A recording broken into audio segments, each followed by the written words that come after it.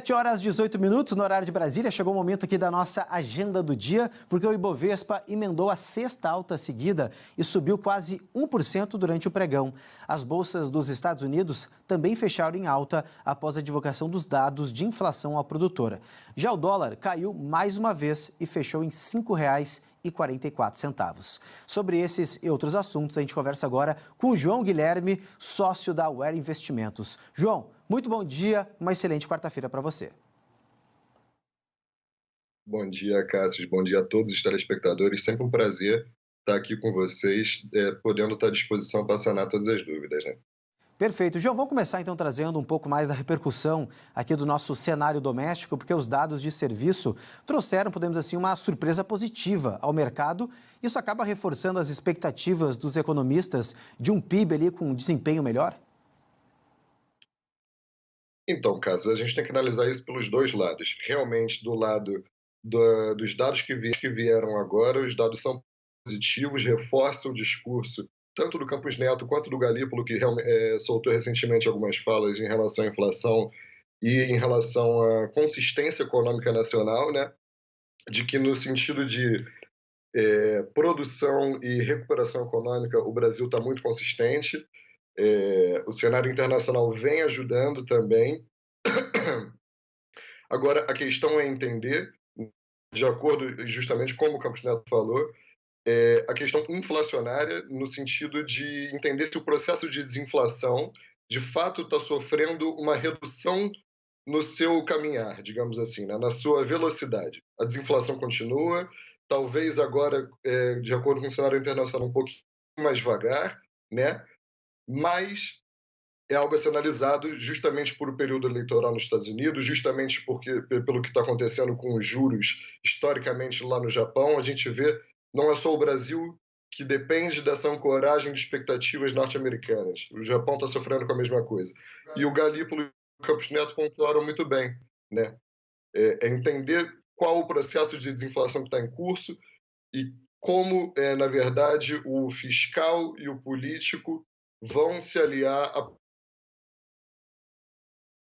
A gente acabou travando aí o contato com o João Guilherme. Ele estava falando, gente, sobre essa divulgação dos dados de serviços aqui do país, do Brasil, um dado que acabou também animando um pouquinho mais o mercado financeiro, tanto que o Ibovespa conseguiu emendar a sua sexta alta seguida, subindo quase 1% mais uma vez, depois, né, que a gente falou da semana passada, né, teve aquele turbilhão nas bolsas envolvendo, né, a queda de diversas índices, por exemplo, no Japão, em economias asiáticas, na Europa, os Estados Unidos também com medo de recessão, e agora a gente está trazendo todos os destaques dessa retomada, pelo menos do bom desempenho da nossa Bolsa Brasileira, que é o Ibovespa. Então, quando a gente conseguir reconectar novamente o João Guilherme, a gente vai trazer todos os detalhes sobre a nossa agenda do dia. Enquanto isso, gente, a gente vai trazer também mais destaques da economia. Por exemplo, o presidente do Banco Central, Roberto Campos Neto, ele falou ao Congresso sobre a política monetária do país, ele foi questionado sobre aí diversos outros fatores da economia e já a gente vai repercutir isso com o nosso aí economista convidado. Agora sim, João Guilherme já está mais uma vez conectado com a gente. João, você estava falando, né, sobre esses dois lados envolvendo, né, os indicadores que foram divulgados ao longo da semana e você falou muito, né, da figura do Roberto Campos Neto, também do, podemos dizer assim, né, do diretor, né, o Gabriel Galípolo, do que pode assumir inclusive a cadeira, né, de diretor do Banco Central. E ontem o Campos Neto ele falou ao Congresso, né, sobre essa política monetária do país, sobre outros destaques da economia. O que a gente pode destacar das falas do presidente do BC? Obrigado, Cássio. Desculpa pela perda de conexão. Continuando. Exatamente como o Cássio falou, o Galípolo, todo mundo vê, o mercado vê como um possível sucessor do Campos Neto, né, dessa política e dessa trajetória dentro do BC que vem sendo muito bem consolidada pelo Campos Neto, né? E as falas do Campos Neto ontem refletem o que está acontecendo no mundo. Primeiro, entender esse processo de desinflação que eu havia mencionado, né? E segundo, entender com que consistência o fiscal, ou seja, o Poder Executivo vai estar aliado a isso, né? Porque o Campos Neto, assim como todo mundo, ontem ele publicamente veio a falar isso, de que o nível de juros que temos no Brasil são juros altos, são juros que não podem ser chamados de exorbitantes, e nisso eu concordo, né? realmente, de acordo com o patamar de juros histórico no Brasil, faz sentido. Temos juros numa faixa mais baixa do que o esperado, ou seja, uma boa condução. E entender agora, na verdade, o que precisa ser feito em relação à taxa de juros real. Não só em relação ao nominal, mas em relação à taxa de juros real e à taxa de juros neutra brasileira, que, ao que tudo indica, de acordo com os últimos anos, em relação às projeções que vêm sendo feitas, a nossa taxa de juros neutra está se encontrando num nível um pouquinho mais elevado do que o natural. E a gente precisa entender o porquê disso, né? Por que essa taxa está um pouquinho mais alta e como o fiscal está afetando a taxa de juros, né? Porque não adianta, na verdade, a gente ter uma política monetária muito bem conduzida se o fiscal, se ali, o orçamento do executivo, se as contas públicas, se a dívida, se o resto todo, né, que a gente chama dessa caixinha da política monetária, se isso tudo não está muito bem alinhado. E, claro, dependendo também do cenário internacional. Aí, batendo a porta do mundo agora, as eleições norte-americanas, em que os dois candidatos estão prometendo uma política ultra frouxa, né? E isso afeta diretamente, justamente, a nossa política interna nacional. É entender, eu acredito que, na verdade, muito mais do que, claro, hoje tem o CPI muito importante para ser divulgado, amanhã PIB japonês, PIB no Reino Unido, muito mais do que esses dados agora imediatos.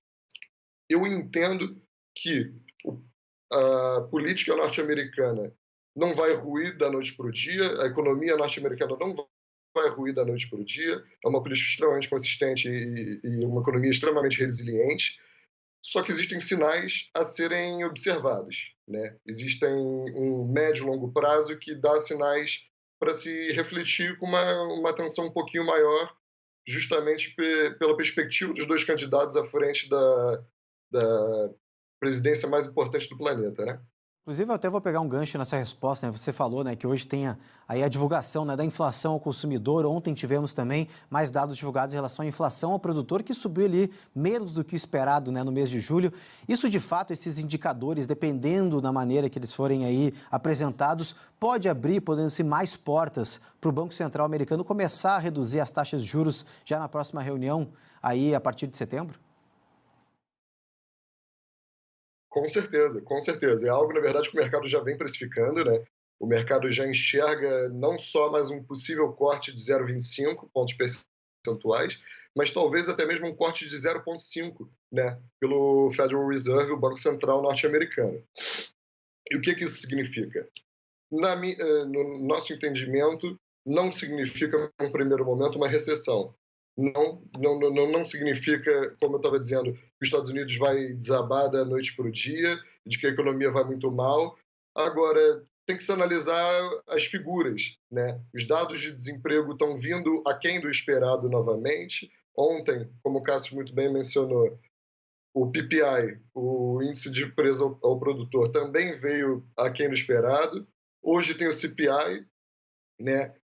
E, na verdade, é se entender como que o lado produtivo, o lado da pujança econômica norte-americana não está conseguindo se aliar a uma descida suave da taxa de juros, né?